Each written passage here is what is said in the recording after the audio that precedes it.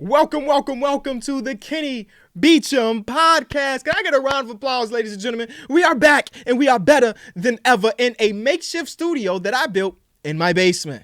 Yeah. So I got a real studio being built away from location. Hopefully it's going to be ready by the start of the regular season. But Damian Lillard got traded. You feel me? A trade like this only happens three times a season at this point in 2022. Can we recognize how often we see star players get traded nowadays? It's kind of crazy.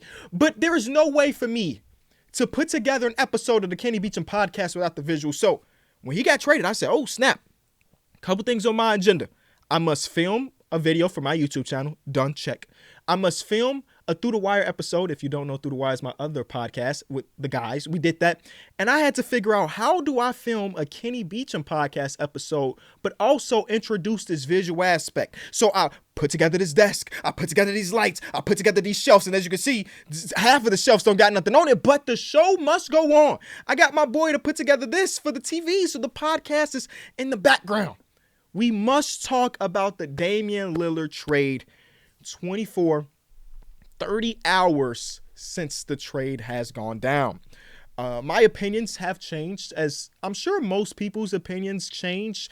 I am in the camp on some of my other channels of getting a reaction out as fast as possible. And I think people anticipate and enjoy the initial shock value that is that video. I mean, that video has 300,000 views in 24 hours, for God's sake. Shout out to everybody that watched that. But these Kenny Beecham podcasts, I want to be a little bit more level-headed when approaching a trade or approaching anything. And that's what we're doing today. If you have no idea what I'm talking about, Damian Lillard was traded to the Milwaukee Bucks.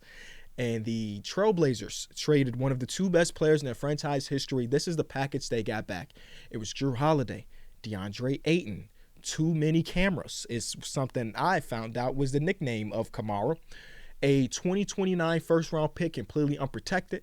A 2028 that is a swap. And a 2030 that was a swap. And you realize that the name Deandre Ayton and too many cameras are in it. So, of course, there's a third team. And that third team ends up being the Suns.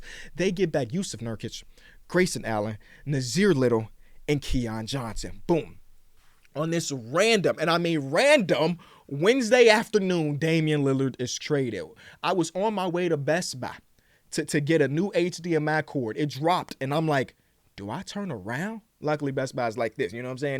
We can get there 5 minutes to get back, but I was so eager to talk about it, and I'm happy that I have this other platform where I could talk about it again and dive more into it. So I want to tackle this a couple different ways.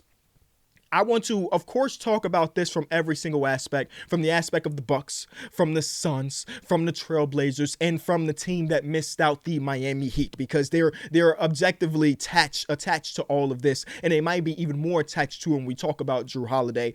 But I want to give you my opinion, but I also want to play devil's advocate, all right? Because I feel like most people's opinions like, thumbs up for the Bucks, thumbs down for the Blazers, thumbs down for the Suns. And I want to kind of look at this from devil's advocate point of view and kind of think through the mindset of the other general managers that were pulling off these trades, because they had to feel good enough to say that is the trade that we want to do. So let's talk about it from the Milwaukee Bucks.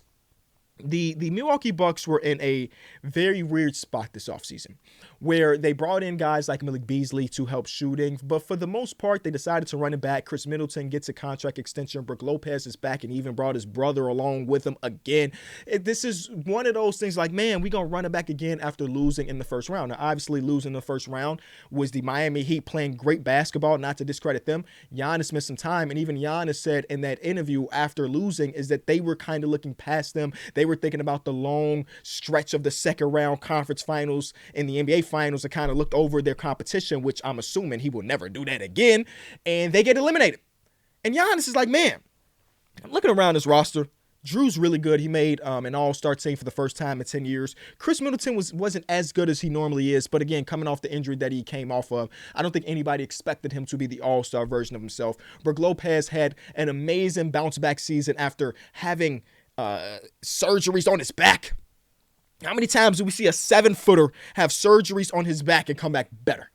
It doesn't happen. Now, it took about 12 months for him to get to that point, but he had an amazing season. But still, Giannis is looking around the locker room and saying, hey, I'm seeing this team get better with time and with efforts of getting Kristaps Porzingis or so on and so forth. I see the Miami Heat linked to Damian Lillard, and I see us just kind of sitting around and say, hey, we're good. I don't want us to get complacent. I don't want us to look at the championship roster from a few years ago and say, as long as we run that back, we'll be in contention. No, I want to be a champion again. So because of that, he goes onto these interviews. He's going on podcasts, and he's expressing to the world, I love being a part of the Milwaukee Bucks. But at the end of the day, that feeling of winning a championship was unbeatable. I'm willing to forego my loyalty in order to be put in a position to get that championship again. And, well, the Milwaukee Bucks took notice. All right, what do we have to mess around with? And when I was looking at the asset pool from the Milwaukee Bucks, I didn't think there was no world that they pulled off a Damian Lillard trade, but I saw them very low on the teams that had the assets to make this happen. And they did. So Giannis expressing his discomfort or expressing the fact that he is ready to win again, got them to the stuff is falling in the background. You see that? They just fall. Got them to the point where they felt like they could not just wait around because we are a smaller market team and we have one of the best players in basketball, number one, number two, no smaller, number three on the roster. It does not get better than this. So we need to do everything in our power to make him feel good, and that is trading for another player that is top 10-ish in the entire association. Beautiful work. And I want to commend them. Again, this is without knowing if this is going to work. Are they going to win multiple championships? I don't know. Obviously, we don't know that. But smaller market teams in general are just at a disadvantage. I live in a bigger market in Chicago, and though I don't feel the advantages because we suck all the time, there is an advantage for being a bigger market, being in California, in Los Angeles, being in a New York City. Though New York hasn't been amazing in getting top-end talent through free agency, it's just a part of the thing, right? Kevin Durant left his smaller market in Oklahoma City to go to the Golden State Warriors, where it has Silicon Valley. He wants to be a businessman, and so that's a bigger market thanks to Steph Curry and company. The Milwaukee Bucks are looking at the different options. Option one, we just say, hey, we feel good enough, and we give it another year, and that might have Giannis look at us even differently, and he's starting to weigh his options. But again, the roster might be good enough. We don't know. It might be good enough to do it again. That's option one. Just stand pat and maybe do some things around the edges. We're linked to Buddy Hield, who might be getting traded. That's option number one. Option number two is look at the options of trading Giannis. The New York Knicks will be interested. We know that to be the case. And a lot of teams will throw their name into the hat to pull off a Giannis trade. And we might get a ransom so very crazy, considering he's one of the three best players of basketball, that we can hit a reset button. We trade away Brook Lopez, who will have some value. We trade away Chris Middleton, who might have some value. And boom, we hit the reset. And we're looking like a team like OKC, where we have 1 million first-round picks. And now we get the reset button, and Milwaukee will be good again in 7 years. Or option three is pulling off a trade, going completely in, trading away every piece of future asset that you have in order to get Giannis happy. Option two, which is trading away Giannis, I don't even think they even consider the idea of not having Giannis in town. Because no matter all of the draft capital you get, no matter what young players that you get, the likelihood of you hitting on a Giannis Antetokounmpo again is close to zero.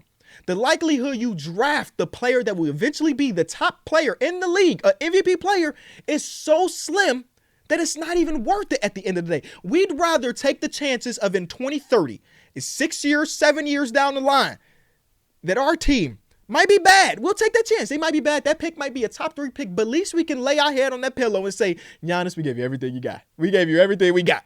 So they did that. And I commend them for running the smaller market this way, because a lot of smaller market teams, they fumble in a sense that they have a disgruntled, and I don't even want to call Giannis disgruntled, but a guy that is putting the pressure on the organization, and they completely fold. All right, we're going to trade you away. We're going to hit the reset button, and the Minnesota Timberwolves traded away Kevin Garnett for all this stuff, and then this is a different time where draft capital wasn't as big as it is now and stuff, because I look back on some of the old trades. I'm like, you traded KG for who? Al Jefferson? Shout out to Al Jefferson, but I'm just saying. That is a team that traded away the best player in their franchise history 20 years ago and has nothing to prove. None of the assets they got back turned into nearly the player that Kevin Garnett was. And though, again, it's different times where a player like Rudy Gobert is getting in 5 first-round picks with some swaps and stuff like that, it's completely different, right? So they go all in, and they say Dame and Giannis is the best on paper two-way players you can imagine. Because not only are they highly talented, they fit each other like a glove. Giannis having a guy of Damian Lillard's caliber who is one of the best pick and roll players in basketball is crazy. Obviously, we know what Damian Lillard can do on the basketball court. 71 points here, 50 point here, 40 point here, waving people off in playoff series. He's like that. He's 33, but he's like that. And with Giannis being the force of nature that he is, we have finesse and force coming together. And again, we have to see what it looks like on court. But I feel like most people are pretty confident that those two players are going to walk their way into having a top 5 offense in basketball, especially when you consider that Brook Lopez is a threat from 3. When you consider Bobby Portis is a threat from inside, outside. Of course, he's had some good shooting seasons, some bad shooting seasons. And considering that Chris Middleton, look at his second half of the season for him. You look at the playoffs for him. He looked damn good. Now, obviously, they sacrifice defense. They sacrifice that perimeter attack defender that is Jrue Holiday. Everybody and their mama can tell you, sing the praises of Jrue Holiday's defense. But it can only get you so far at the end of the day. This is an upgrade, obviously. I mean, I'm not breaking any barriers by saying that. But they also gave up Grayson Allen. They gave up their starting backcourt in order to make this trade happen. Now, what happens now? I think that the depth is obviously in question, right? You can roll out a starting lineup of Damian Lillard, Pat Connaughton, Chris Middleton, Giannis, Brook Lopez. Starting lineup, and off the bench, you still have like Malik Beasley, who is looking to rejuvenate his career after struggling to find minutes when he got to LA. Obviously, Bobby Portis is a guy that should be in conversations for 6 man of the year, night in, night out. But after that, it's like, okay, Jay Crowder, but they traded 7 second-round picks for Jay Crowder. When it came down to the playoffs, he wasn't getting a lot of burn. They have guys like AJ Green, like MarJon Beauchamp, these young guys that at the end of the day, they're going to need some value for one, a collection of these young dudes, especially come regular season, just because you need some people that can soak up some minutes. And AJ Green might be the guy. MarJon Beauchamp not being a part of this trade is crazy to me, considering he's a 22-year-old player. And if I am the Portland Trailblazers, I'm like, yeah, take a shot at him. I know he shot 30% from the field last year, but who knows what he can turn into. But one of those young players is going to have to step up, especially in the regular season, to just soak up some minutes so that we're not asking Dame and asking Giannis to be providing 40 minutes a night in order for us to win. Now, if you're asking me in the Eastern Conference, what is the tiers of teams, the Milwaukee Bucks will be my favorite. They were my favorite last year, and obviously that didn't go exactly as I anticipated. But the other teams, I think that before this trade, for the top-end teams, it was wide open. Boston, Milwaukee, I guess the 76ers technically, but, you know, we're iffy on the 76ers success outside of the second round. And the Miami Heat, it was up for grabs. As I could say the same thing about the Western Conference. Though the Denver Nuggets are the defending champion, there are a lot of teams on that tail, right? So to see a team like the Boston Celtics go out there and make dramatic changes to their lineup, to see the Miami Heat struggling to pull off the next big deal and the 76ers struggling to figure out what's going on with James Harden, this is the perfect time for a team like Milwaukee to elevate themselves while these other teams, you know, because no Kristaps Porzingis as far as talent goes, automatically, yeah, we feel great about that. What does the fit look like with Al Horford, with Porzingis, with Robert Williams? What does the fit look like? How do they deviate these minutes and stuff? That's probably going to take some time to figure it out. Well, I feel, again, with Giannis and Dame, it's a glove match made in heaven where there is no real questions, you know? I mean, obviously, once you get to the court, they have to figure things out. But just on the base level, there is no real questions about what these two can provide, while on these other teams, there are some questions, right? Now, we talk about what the future of this team looks like when we talk about the depth. From my understanding, the Milwaukee Bucks right now have 2 tradable second-round picks. They've got rid of every single piece of first-round draft capital until 2030. That is the bet that they have on Dame, and that's the bet that they have on Giannis, and that was the bet that they took on the Jrue Holiday trade that subsequently ended up getting them a championship. Like, they've taken these jumps, and so far, it's been worth it. We'll see with this Dame. But they do have 2 second-round picks to play around with. And though they don't have a lot of contracts, like they are a very top-heavy team. A lot of their guys are making a lot of money up top. After that, it is a struggle where like Marjan Beauchamp's $3 whatever million being on his rookie scale deal is like the most immovable contract without getting rid of one of the super core pieces. Him plus 2 second rounders. I don't know what that looks like. And Marjan might be the missing piece. I don't know. He's so young. But when you talk about the Bucks, where they could potentially get that depth back up is obviously it's gonna have to be in that buyout market. What does that look like? We don't know just yet, but we've seen them be relatively successful on the buyout market, especially considering them being a smaller market. I'm not saying the buyout market has been a reason they won a championship, but as far as getting an additional talent piece, they might have to wait until the All-Star break to make that happen. This risk is where I got notes. If you ain't noticed, the eyes is going over here. I got notes. This risk is worth the reward, because this offense is going to be lethal. To have this type of top-end talent, I don't need to explain that to you. Even if 10 years down the line, we might look at it and say, man, that wasn't worth it. As of right now, keeping Giannis happy is worth everything. Kobe, back in the day, told the Lakers, trade me, was going to get traded to Chicago. They said, forget that. We'll rather buy in. Traded for Pau Gasol, 2 championships, just like that.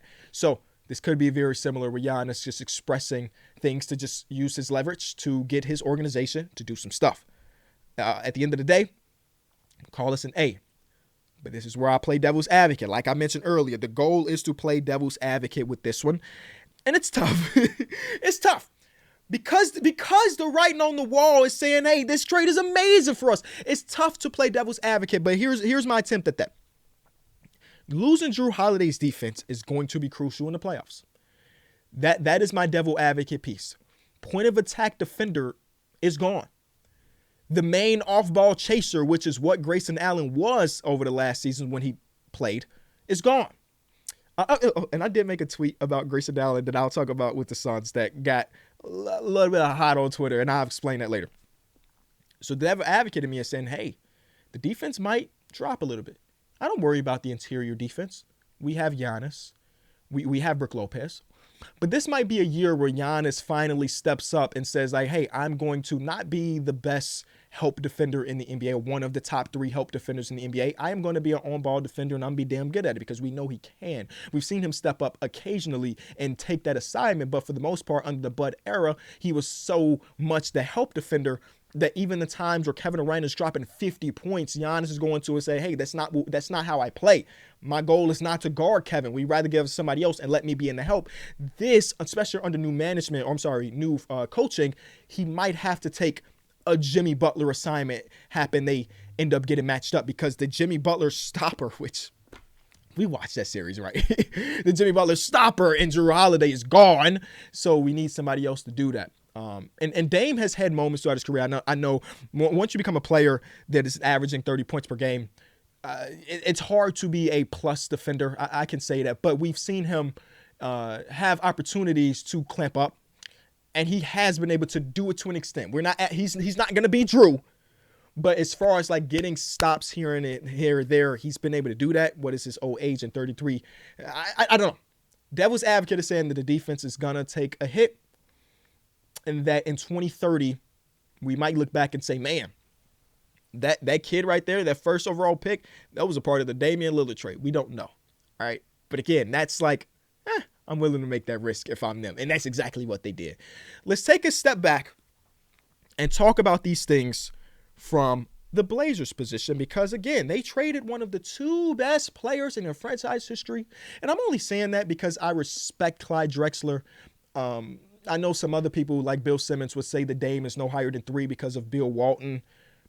I can't say that I'm super aware of Bill Walton's impact. I know he helped to win the championship and all, but like, I'm not going to come here and act like I'm a Bill Walton enthusiast, but I know Clyde Drexler and I know Damian Lillard. And who would I say is number 1? I would probably put Damian Lillard, that considering he's the all-time leading scorer and he has helped them get to the conference finals. I know Clyde Drexler has had to get to Houston to get his, but anyway, Bill Walton got them a championship, whatever. They traded one of the 2 best players in their franchise history. And I'm going to read you the package again. It is Jrue Holiday, Deandre Ayton, too many cameras, a first-round pick in 2029, completely unprotected, and the swaps in 2028 and 2030. 30. All right.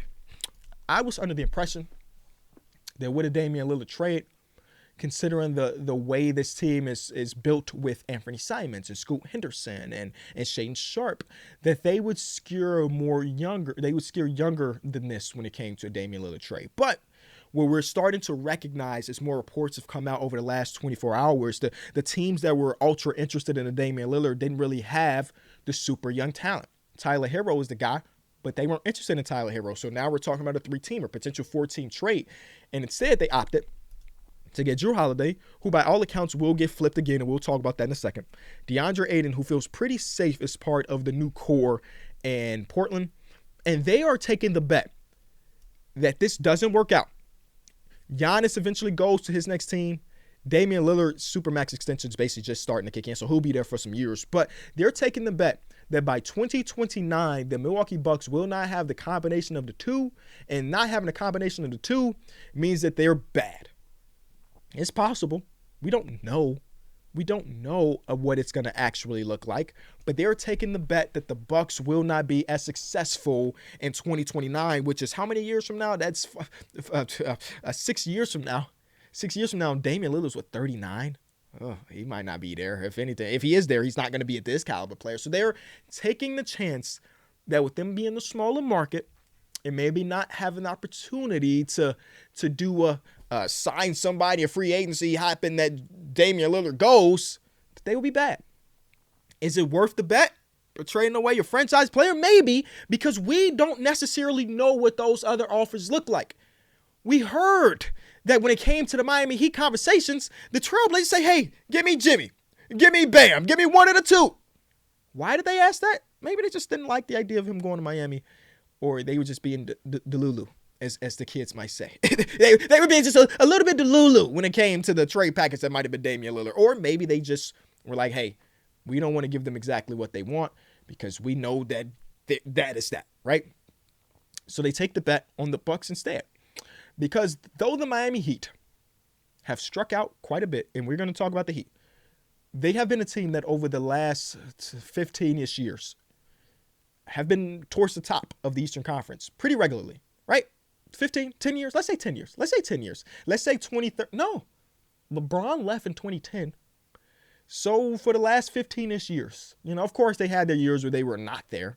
But for the most part, they've been a playoff team, and they've been able to figure out ways to be competent at all times. But we can't say the same thing about the Bucks, right? No disrespect to the Bucks, but just saying, based on prior history, the Miami Heat are probably more likely to be better at this time frame. So maybe the picks that would have been attached to Tyler Hero in their eyes aren't as valuable as this one, because if they lose Giannis, the things fall apart. The Miami Heat were able to get Jimmy Butler for Josh Richardson with no cap space. You feel me? So the likelihood of them able to be good is out there. But they ended up with Jrue Holiday, which again was surprising. He felt like a guy that would retire a Buck. Even he expressed the fact that he wanted to retire a Buck. And it's not happening. I mean, it could. No. It could happen. We saw Paul Pierce sign a one-day contract. You feel me? We saw Joakim Noah sign a one-year contract in Chicago. 1 year, not 1 year, I'm sorry, 1 day. Get this 12-hour contract, sign this, and go retire real quick before we have to pay you. So he might be able to retire a Buck, but he's not spending the next 2 years there. So they're also betting on the fact that there will be teams interested in Jrue Holiday. And we're already seeing that immediately after the trade happened. Woj is talking about the Boston Celtics, the 76ers, the Clippers, the Miami Heat. These are teams, the Chicago Bulls, for God's sake. These are teams that are interested in bringing in Jrue Holiday. And I would assume that the price of Jrue Holiday, if I am the Portland Trailblazers, hey, give me to multiple first-round picks. Depending on how desperate you are. If you are the Miami Heat, you might be really desperate. Hell, you don't even got to give me Tyler Hero. We'll take back the contract that is Kyle Lowry. We'll take a Duncan Robinson contract to make it work. Just give me the 2 first-round picks that you were going to give me for Dame. I want those same exact picks. You keep Tyler Hero. You go get Jrue Holiday, and boom, you look good. But we want that. If you're the LA Clippers who have 2 tradable first-round picks, I want both of those. Because what are your other options? James? Yeah, I mean, maybe you get James Harden, but it seemed like Daryl Morey's willing to let James Harden just sit at the crib for the season. So you might be desperate. I want the 2 first. If you're the Boston Celtics who have draft capital, I want those. In order to make that happen, I think it's like Malcolm Brogdon, who is this feeling a little uncomfortable with him being traded to the Clippers for about 12 hours. And he's like, the trust has been broken. But in order to make the money happen, I'm pretty sure they'd have to throw in Robert Williams. And I don't know how they feel about that. I don't know how Portland feels about that, considering they just got DeAndre Ayton. Either way, the teams that are interested going to have to pay up. You're going to have to pay up. Because Jrue Holiday is what we've seen over the last 5 years as a player that can be one of the, if not the best perimeter defender in all of the association, and also be good enough to give you 18 to 21 points per game. In the playoffs, might fall off a little bit, as do most players. It takes a special player to increase his game come playoffs. But in the playoffs, he might fall off a little bit. But on these other teams, on the Boston Celtics, they already got Porzingis. They got the Jays. He the fourth guy. Feel good about that. On the 76ers, well, his role is going to be higher. I actually like his fit with the 76ers a ton, considering and on the implication that James is gone. So it's like Jrue and Maxey. I like that a ton. The Clippers, he would be behind Paul George and Kawhi Leonard. So, like, he'd be the third to fourth best option on a lot of these teams. So you can kind of say, like, man, we don't need you to drop 20 a night in the playoffs. Just be efficient, which is something he may have struggled with in the playoffs. But he also has had some of the biggest defensive plays in recent playoff history. You know what I'm saying? He's made one of the best, craziest passes in recent NBA Finals history. We know what Jrue Holiday is, and these other teams that are trying to win championships can use him. So I'm not in a huge rush to make it happen. Yeah, I would rather it happen before the opening night, but I'm not in a huge rush to make this happen. So let's see. Let's have this bidding war.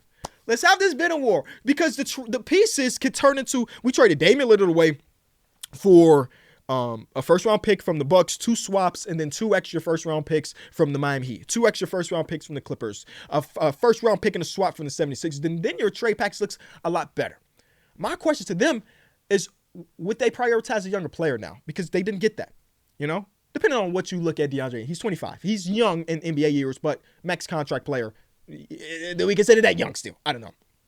So, those are the teams that are rumored to be interested, but there are a lot of teams out there that could use a Jrue Holiday type player, you know. And I saw Zach Lowe. Shout out to Zach Lowe.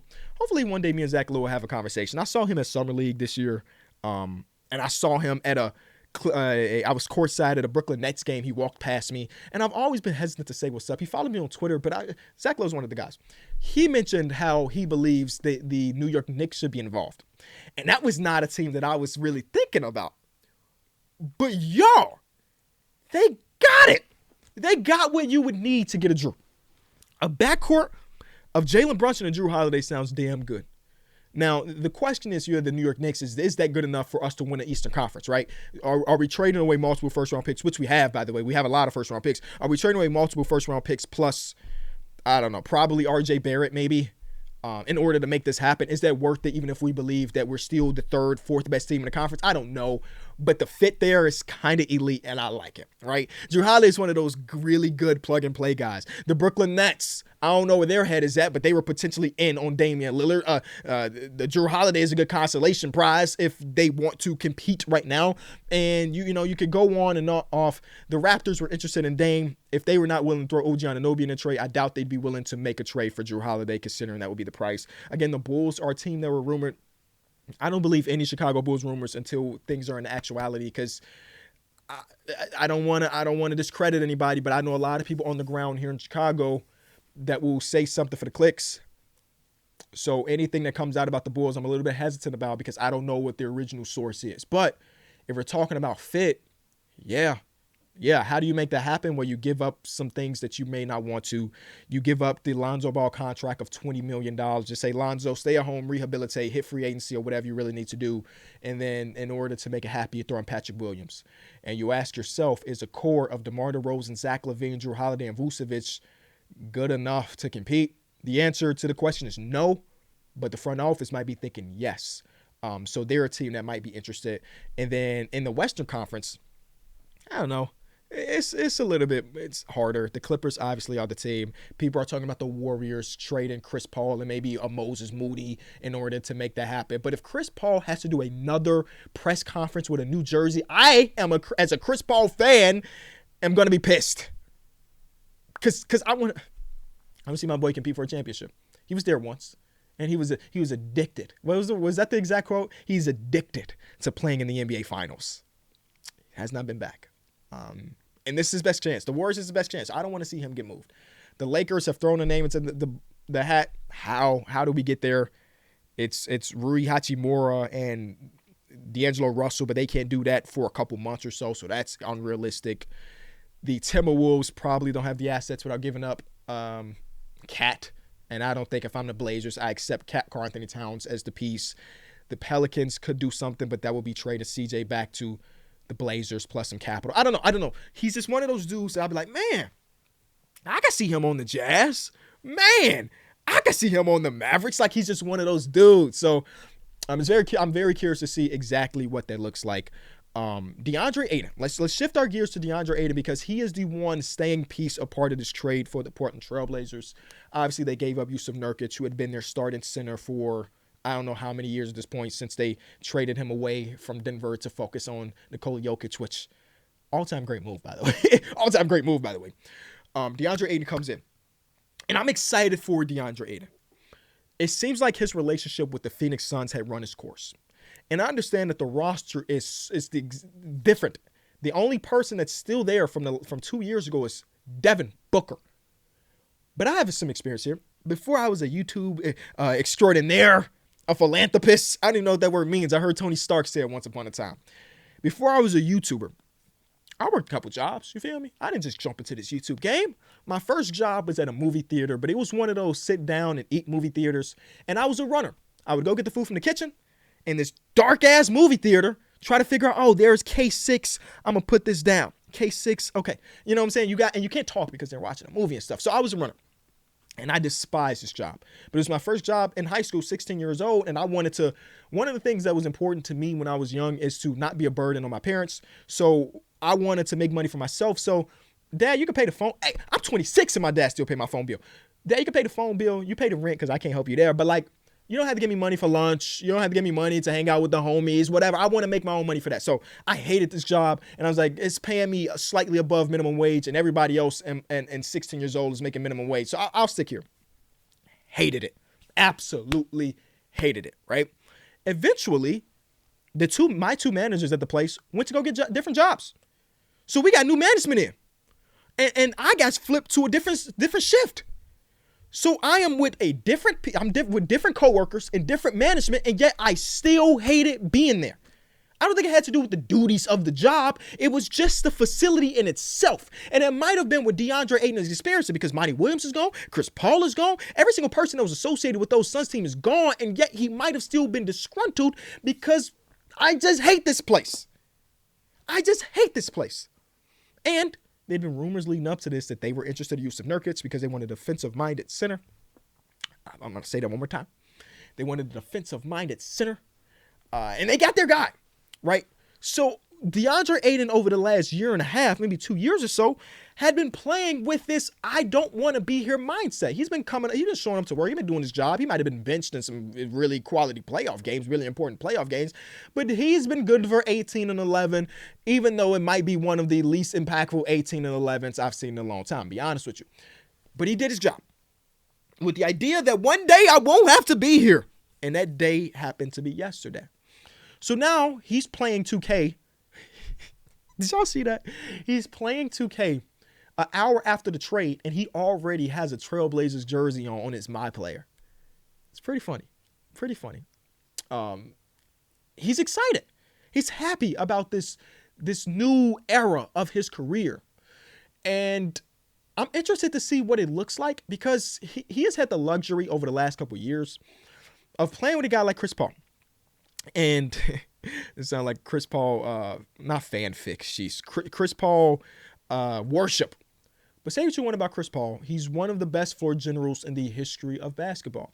And it has its cons, for sure. It has its cons playing with Chris Paul. I'm not here to say he's a perfect teammate or a perfect player to have on your roster. But for a guy of DeAndre Ayton's caliber, where his job is to be around the rim and flick up shots and hit a 10-footer or so on and so forth, it's pretty decent. Now, again, I'm not going to look past the fact that there are plenty of times throughout his Phoenix Suns tenure where he's wide open and him being Chris Paul or Devin Booker either refused or missed him wide open under the basket. Like, that happens. That has happened a ton. But for the most part, playing with a floor general like Chris Paul for most centers feels like a job that's worth doing. And that wasn't the case for him. And now he's transitioning to a part where he's going to have a rookie point guard, a sophomore year wing, and Anthony Simons, who still look like he's 14 years old. I don't know how old Anthony Simons is, but I'm assuming that he's maybe now old enough to drink alcohol, where the playmaking chops of Devin Booker or Chris Paul are now gone. So what does it look like from Deandre Ayton? One of the biggest knocks about Deandre Ayton that I have said over the course of his career is that for a guy of his size, this man is built, in the words of Derek Miller, my homie D Mills from the Through the Wire podcast, he built like an action figure. For guys whose shoulders have shoulders. For a guy that can flex and hit himself in the eye with the muscle. The man is not strong in the paint. He does not draw fouls. He does not dunk on somebody's head often for a guy that's built like him, right? And I wonder, and again, maybe I'm just being, too optimistic with Deandre Ayton. I wonder if this change of scenery is going to unlock that in him, where we can ask him to average more than 2 free throws. I don't even know what the exact number is. I'm going to look this up real quick while I'm talking about it. We can maybe ask him to average more than 3 free throws a game from my starting center. That was a career high, by the way. More than, because for a guy that shoots 76%, I want him to get to 5. Draw more fouls, And maybe this is an opportunity for him to do this. He's also a player that I've seen over the last couple of years that if he's not getting his touches, he's not as impactful as you want him to be. There was a year, this was not last year, the year before last, the championship run year. I guess that's 2 years ago now, where his defense was as good as I've ever seen it from Deandre Ayton. Because the first couple of years of his career, though he was averaging 16 and 18 points per game, his defense was very lackluster for a guy that projected to be an elite level defender. He projected to be. If you look at his comps, if you look at his weaknesses and stuff when he was coming out of college, a lot of people expected Deandre Ayton to not hop onto the scene to be a great defender because the center position is one that takes a lot of this and a lot of this. But a lot of people believe that one day he will be a really good to elite level defender. In the first 2 years of his career, there was no signs of that. And then they go on that playoff run. And I'm watching him, and I'm like, damn, he's not elite by any means. Not elite. But that's 1,000 times better than what I've seen from him over the last 2 seasons, right? And he fell off. Dang, that's such a 2021 thing. He had fell off defensively over the last year. Come playoff time, he was not impactful. For a guy, he's had years where he's averaged a block and a half, and then that regressed to sub 1 block per game. And I would want to see him invest more on that side of the ball. The Blazers consider, let's say the Jrue Holiday's traded for draft capital and a flyer for a player that don't really matter. This team of Scoot, Simons, Sharp, whatever, Jeremy Grant, who might get moved again, and Deandre Ayton, at the end of the day, at least for the first week and a half, 2 weeks of the season, I am going to be ultra interested in watching these boys play because they have some potential fun stuff going on. Fun does not equal good. I don't want you to misinterpret it. Fun does not equal good. But with Scoot Henderson doing what he did in the 1.5, or was it 1.5? Would he even get through that first game of Summer League? Either way, 1.5, 2 games of Summer League. He's ready to be a grown man in his league. And he's fun. Shaedon Sharpe in his limited amount of minutes. Fun. Poster dunk. Can be fun. And I know that's not how, is it Neil O'Shea? Is Neil O'Shea still in charge over there? They're not building their team based on fun. I promise you that. But for the fans out there, you're going to have a fun roster. This reminds me heavily of when Anthony Davis was traded away, right? Anthony Davis wears a shirt that said, "That's all, folks," in the last game of the season. He swore to God that was an accident, whatever. He had requested a trade. And, man, it was lights out for Pelicans fans. We draft this guy first overall. We try our best trading for Jrue Holiday. We traded for Boogie. We try our best to build a team around him. We were unsuccessful, as most teams are. Most teams are unsuccessful in winning championships. He would crush the trade and be like, man, we're about to lose out on this generational franchise player. And then the lottery hits. And you're like, oh, shit. We just got the first overall pick. Bye-bye, Anthony Davis. Zion, come on. You know? And that's how the Blazers are right now. Well, yeah, we're trading the best to second best player in our franchise history, but at least we already got this young fella that's ready. And though Damian Lillard is writing diss tracks about Scoot Henderson already, go look it up. Go listen to the song.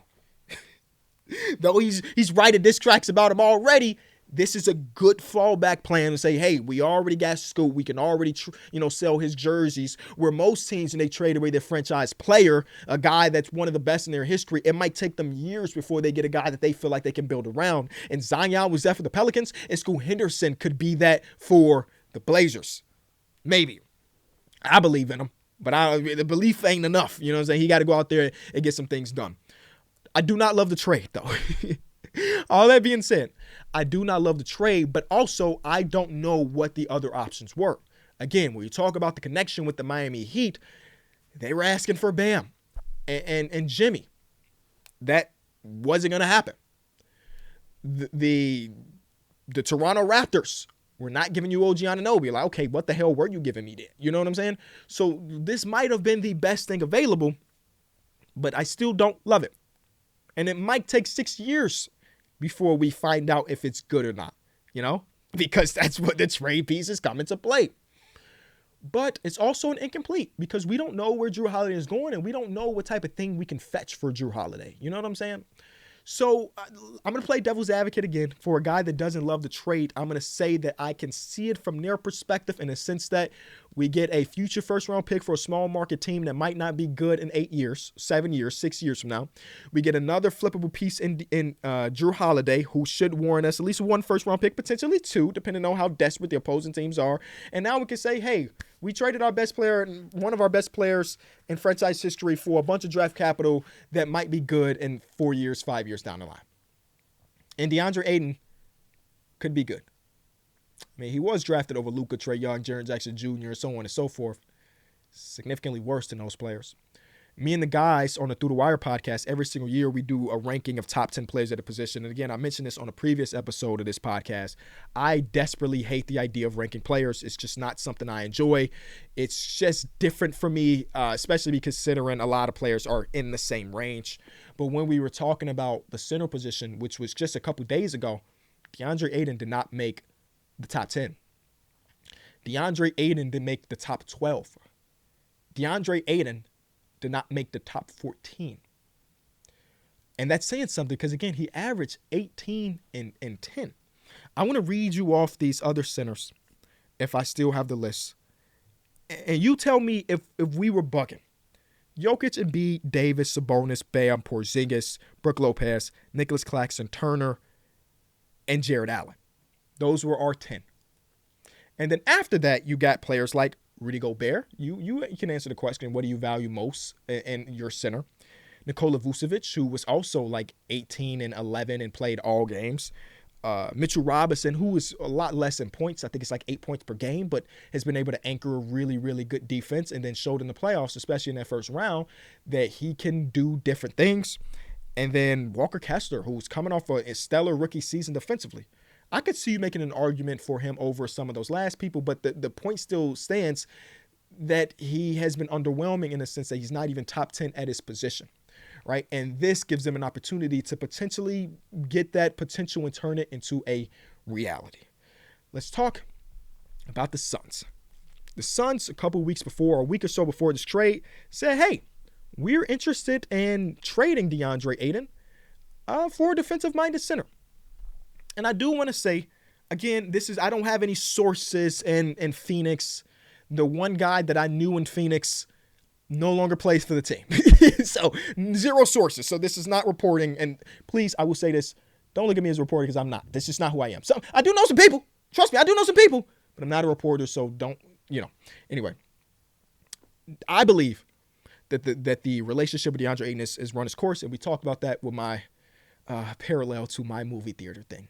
So, if that was the case, that DeAndre Ayton was so fed up / you were so fed up with him as a player Trading him away for this package, I will say it again, isn't as bad as it might seem. And this is my genuine opinion. I'm not playing devil's advocate. This is my genuine opinion here. Okay? DeAndre Ayton is objectively better than Jusuf Nurkic. Hopefully we can agree there. I said it on our Through the Wire podcast, and I got pushed back, but I think most of us can agree DeAndre Ayton is a better player, center than Jusuf Nurkic.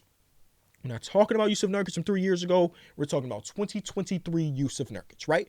They downgraded at their starting center position almost objectively, right? But when I saw that they were looking to trade away DeAndre Ayton, one thing that I knew was going to happen was they were going to try to piece together a trade that it was depth over overall talent. Remember, this is a team that has Devin Booker, Bradley Beal, Kevin Durant, and then DeAndre Ayton. That is three max players, four max contract players. Next guy getting paid on the team, about 3 M's, 2 M's, a minimum. They didn't have the depth. And though I believe that before this, they had a good offseason bringing Keita Bates-Diop. They bring in Eric Gordon. They bring in Yuta Watanabe. These are players that I trust. And do I trust them in a 7-game series? I don't know. But these are players I trust, especially in the regular season, to provide minutes and do their job effectively enough. But still, they lack depth. And when I saw DeAndre Ayton potentially get a move, I was like, they're 100% going to trade a 2-for-1. In this case, a 3-for-1. The 3 of the 4 players they got back in this trade are players that will be real rotational players, at least in the regular season. Come postseason, I don't know what the rotation will look like. And no disrespect to Keon Johnson, but this is his 3rd team already in his 3 NBA years. I wish him nothing but the best, but I'm just going to look at this from the other 3 spots. So yes, they downgraded from DeAndre Ayton for sure. But getting back a center. Is that how I'm describing Jusuf Nurkic now? Just by his position. All these other people, a hard-nosed defender, great interior defender, or whatever. Jusuf Nurkic is just a center. They get back a serviceable, there it is, there's the word, an adjective for you. A serviceable center. Grayson Allen, who's a 41% catch-and-shoot three-point shooter.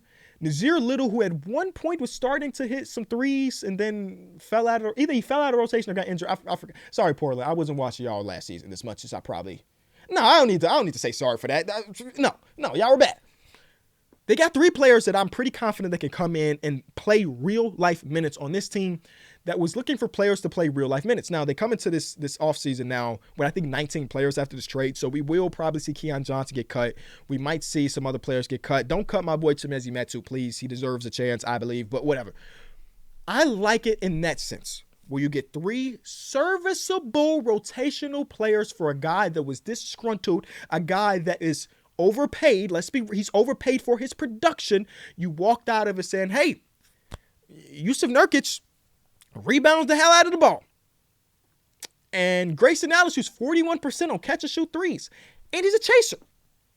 I made a tweet yesterday. And, I wish I could bring up the tweet. Actually, I can bring up the tweet. What am I talking about? I'm not signed into Twitter on my computer, but guess what? You got the handy-dandy computer in your hand, which is your cellular device. I made this tweet, and the moment I sent it, I regretted it quite a bit, but I am a guy that will not delete a tweet in the NBA world. I might delete a tweet that said, hey, like this tweet for $100, because eventually I'm going to get $100 away. You feel me? So my tweet was assuming that the Suns and Ayton relationship was unrepairable, which is a word. Some people are saying that it wasn't. I Googled it. It is a word. That is unrepairable. I don't hate their return for him.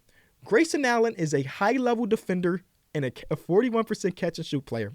Nurkic hasn't been as good as pre-injury, but he's one of the best in the league in closing out defensive possessions. That is me kind of playing devil's advocate. Now, what do I regret in that tweet? I said high-level defender for Grayson Allen. I didn't mean he's Jrue Holiday. I didn't mean he was Marcus Smart, Alex Caruso, Derek White. He's not on the tier of that.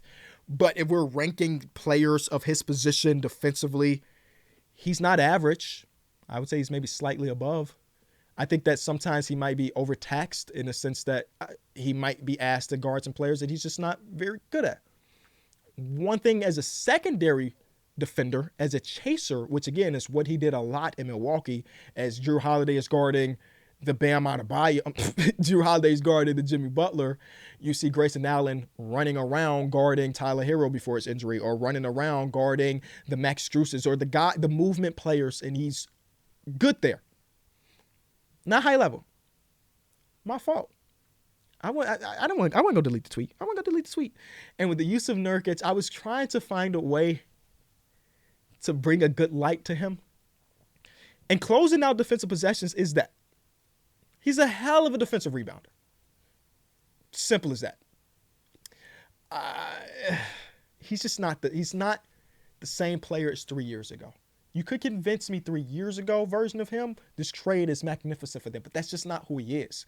He's worse defensively. He's slower than he's ever been before, and he doesn't finish nearly as good as a guy that's 7 foot tall should. This is even pre-injury. He wasn't even out there, doing what he could. But he did have a 5x5 game. Don't you forget. Yusuf Nurkic would not. I had a tweet from 2 years ago that I tweeted, what player is going to be next to put up a 5x5? Somehow Yusuf Nurkic himself saw that tweet and quoted it and said, like, I did, or something like that. But my question was, who's next, Yusuf Nurkic? Who's next? We saw yours. And bravo. That's not the same player. So now the Phoenix Suns are running out a lineup. This is probably Booker, Beal, Josh Okogie, maybe. Maybe it is Grayson. Maybe it's Josh Okogie. Maybe it's KDB. I don't know. That 3 position is still up in the air. And then Kevin and Yusuf Nurkic. And I worry about them defensively. I'll be honest with you. I worry about them defensively. Because I would have to go back and rewatch exactly what Frank Vogel's philosophies are. And maybe his philosophy changes depending on what his personnel is. At least that's what I hope. His last stop, he's had Anthony Davis as an anchor. So, And now he's got to deal with Yusuf Nurkic. I don't trust Yusuf Nurkic in space. I very rarely trust him as drop defender. So when they say they wanted a defensive-minded center, I was just so confused, as I think most people were. But again, even if he's not that, a 3-for-1 deal is not too bad. And something that I haven't heard anybody really talk about is the idea of more trades. Not now, but come regular season. Let's say Grayson Allen is not a part of their long-term future, which makes sense. He's a role player, 41% catch shooter last year, but it's not like he's Cal Korver out there, So let's say he's not a part of their long-term plans. That's fine. He's making $9.3 million next season, which, it's not a ton of money in the association, as we all know. And it's not going to be hard to trade him away if you need to, but it might be hard to find the elevation of that. But they made a bunch of deals over the last 6 to 8 months where they have a ton of second-round draft picks. Where let's say a player does come available at this $9 million to $10 million or whatever it might be percentage, $1 million thing. They have a bunch of second-round picks they can attach to a Grayson Allen to upgrade if that opportunity comes up. Now, what does an upgrade look like? Off the top of head, Alex Caruso makes $9 million a year. That's an upgrade. He's not the 41% catch-and-shoot player, but if we want defense, Alex Caruso is that. So maybe the Bulls suck, which may be likely. And maybe they'll be willing to make a trade. And is an all-defensive guard worth a first-round draft pick? Maybe. Is he worth 3 seconds? Maybe more likely. So there is a world where this team that we see right now is not the team that they finish with. They also are going to be a team that's going to be very active on the buyout market, considering they have so much top-end talent that there will be players that get bought out that say, hey, if I want to win a championship, the Suns might be my best option. Yeah. It's tough having Yusuf Nurkic as your starting center on a championship, a team that's trying to compete for a championship. I'll be blunt.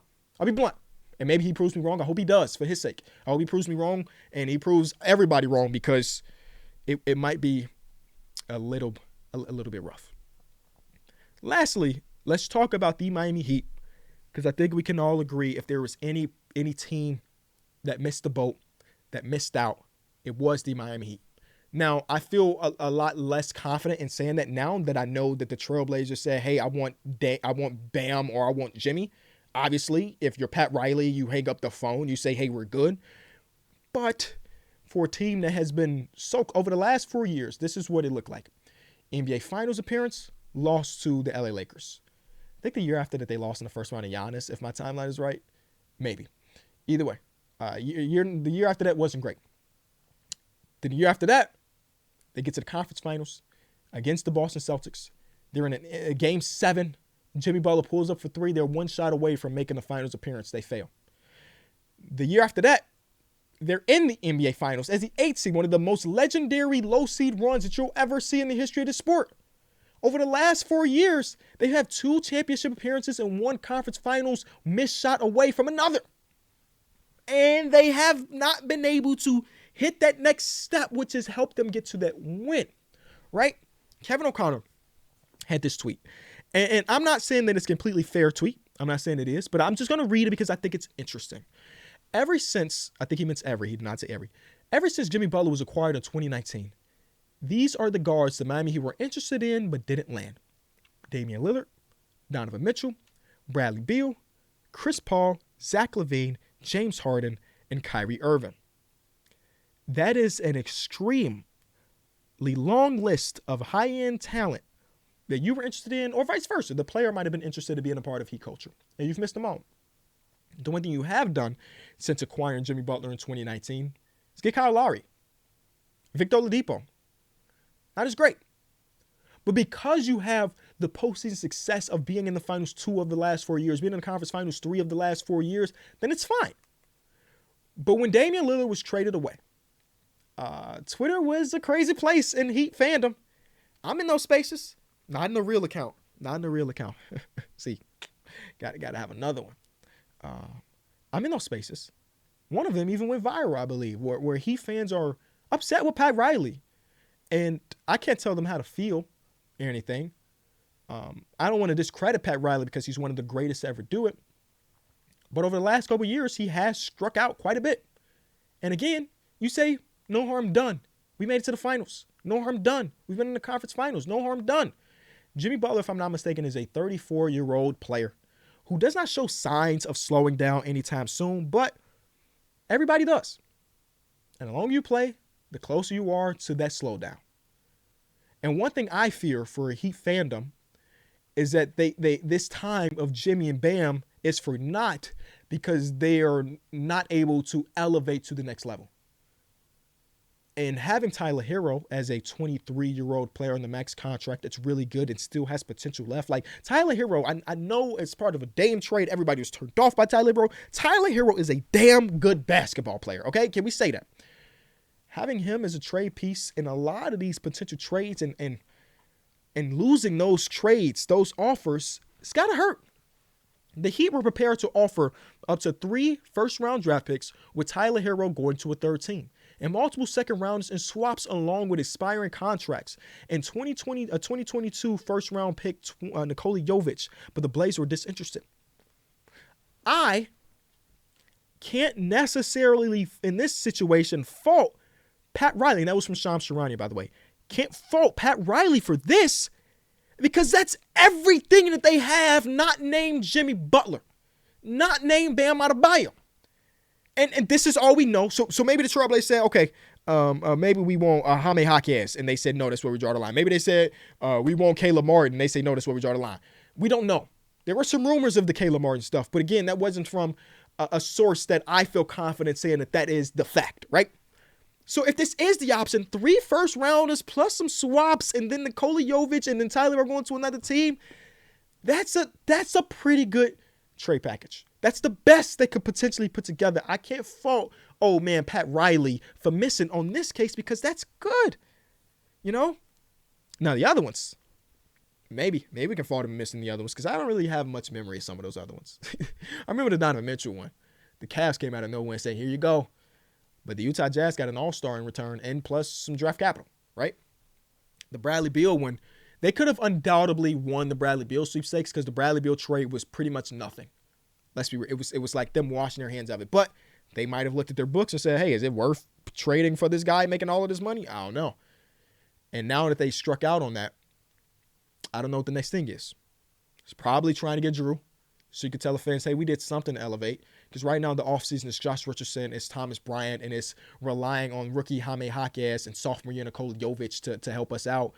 And when you look at the teams around them, the ones that are trying to compete, the Milwaukee Bucks, the Boston Celtics, those teams got better. I'm going to put in quotation marks better because we have to see it. But they got better, and we didn't.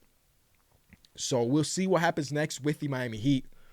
I'm trying to figure out if there are other things worth chatting about with this trade. Every single piece of my notes is done. It's done. The next thing we could, I guess, hope for, see what happens with James Harden. Yep. And maybe James Harden and the Jrue Holiday thing is attached one way or another. As I've been doing this, I have been getting notifications, and I'm hoping that it's not some breaking news. Miami is uninterested in James Harden. Cool. Again, I didn't really expect them to be interested in James Harden, but we know for sure that they're not. from the Miami Herald. Shout out to Miami Herald. So I want to say thank you so much. I should have probably done this at the top of the show, but if you're listening on audio platforms, you can go over to the YouTube channel and type in the Kenny Beecham podcast, and the channel should pop up. If you're listening on the audio platform, go over to YouTube, hit the subscribe button to the Kenny Beecham podcast. It's really much appreciated. The goal is for this season to do some crazy stuff, get some sponsorships. You feel me? Do some ad read, make some money. Build the other studio, and for this studio, get some stuff on these shelves because boy, it's bare out here. I do want to say I appreciate you. I love you as always, and we'll be back. Media day more than likely, so I'll be back in a couple days. Peace.